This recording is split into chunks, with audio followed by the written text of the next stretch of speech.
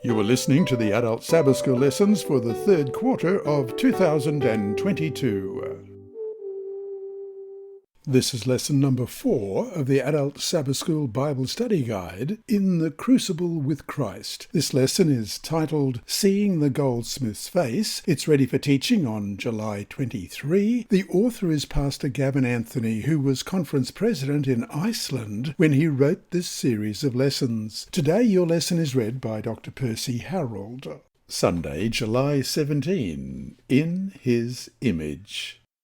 For whom he foreknew, we read in Romans 8:29, he also predestined to be conformed to the image of his Son, that he might be the firstborn among many brethren. In the beginning, God made us in his image, but that image has been corrupted by sin. Genesis 1:27 reads, So God created man in his own image. In the image of God he created him. Male and female he created them. In what ways do we see this defacing of God's image in humanity?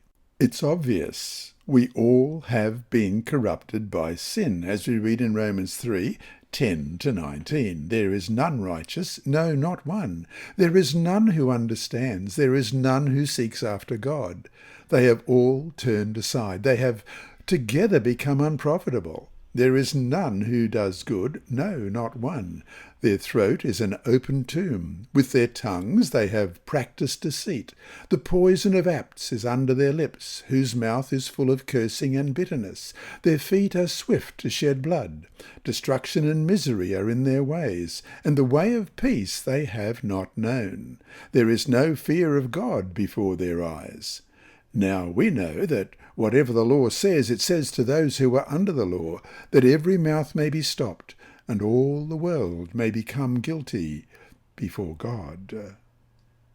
Yet God's desire is to restore us to what we should have been originally. This is where our verse today fits in. It reveals God's plan that those who submit their lives to the Holy Spirit may be, as it says in Romans 8:29, conformed to the image of his Son. But there's another dimension. Ellen White writes in The Desire of Ages, page 671, the very image of God is to be reproduced in humanity. The honour of God, the honour of Christ, is involved in the perfection of the character of his people. How do you understand what Ellen White says to us in the quote cited above? Well, first of all, let's look at Job chapter 1. It has 22 verses, but the story is well worth reading. Let's begin. Job chapter 1, verse 1. There was a man in the land of Uz whose name was Job, and that man was blameless and upright, and one who feared God and shunned evil. And 7 sons and 3 daughters were born to him. Also his possessions were 7,000 sheep, 3,000 camels, 500 yoke of oxen, 500 female donkeys, and a very large household, so that this man was the greatest of all the people of the East. And his sons would go and feast in their houses, each on his appointed day, and would send and invite their 3 sisters to eat and drink with them. So it was, when the days of feasting had run their course, that Job would send and sanctify them, and he would rise early in the morning and offer burnt offerings according to the number of them all. For Job said, It may be that my sons have sinned and cursed God in their hearts. Thus Job did regularly. Now there was a day when the sons of God came to present themselves before the Lord, and Satan also came among them. And the Lord said to Satan, From where do you come? So Satan answered the Lord and said, From going to and fro on the earth, and from walking back and forth on it.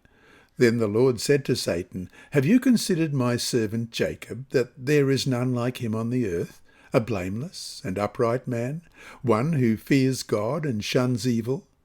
So Satan answered the Lord and said, Does Job fear God for nothing? Have you not made a hedge around him, around his household, and around all that he has on every side? You have blessed the work of his hands, and his possessions have increased in the land. But now stretch out your hand and touch all that he has, and he will surely curse you to your face. And the Lord said to Satan, Behold, all that he has is in your power, only do not lay a hand on his person." So Satan went out from the presence of the Lord. Now there was a day when his sons and daughters were eating and drinking wine in their oldest brother's house, and a messenger came to Job and said, "The oxen were ploughing and the donkeys feeding beside them, when the Sabaeans raided them and took them away. Indeed, they have killed the servants with the edge of the sword, and I alone have escaped to tell you." While he was still speaking, another also came and said, "The fire of God fell from heaven and burned up the sheep and the servants and consumed them, and I alone have escaped to tell you." While he was still speaking, another also came and said, "The Chaldeans formed 3 bands, raided the camels and took them away, yes, and killed the servants with the edge of the sword, and I alone have escaped to tell you." While he was still speaking, another also came and said, "Your sons and daughters were eating and drinking wine in their oldest brother's house, and suddenly a great wind came from across the wilderness and struck the 4 corners of the house, and it fell on the young people, and they are dead, and I alone have escaped to tell you." Then Job arose, tore his robe, and shaved his head, and he fell to the ground and worshipped, and he said, "Naked I came from my mother's womb, and naked shall I return there. The Lord gave, and the Lord has taken away. Blessed be the name of the Lord." In all this Job did not sin, nor charge God with wrong. And Matthew chapter 5, verse 16. "Let your light so shine before men that they may see your good works and glorify your Father in heaven." And 1 Corinthians 4 and verse 9. "For I think that God has displayed us, the apostles, last, as men condemned to death. For we have been made a spectacle to the world, both to angels and to men." And Ephesians chapter 3 and verse 10. "To the intent that now the manifold wisdom of God might be made known by the church to the principalities and powers in the heavenly places." As Christians, we must never forget that we are in the midst of a cosmic drama.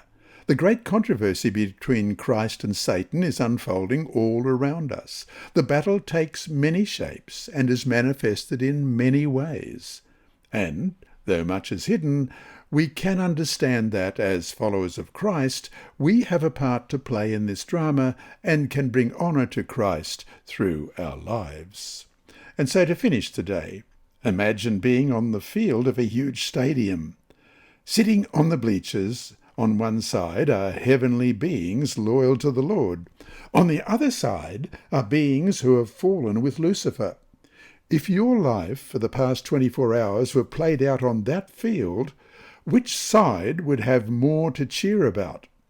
What does your answer tell you about yourself? This lesson was read by Dr. Percy Harrold for Christian Services for the Blind. Sponsored by the Sabbath School Department and distributed through Hope Channel Australia, this podcast is also redistributed by Hope Channel Germany, Christian Record Services for the Blind. It is also available on SoundCloud and through multiple podcast distributors, including Apple iTunes. And you can listen and watch at the same time on YouTube.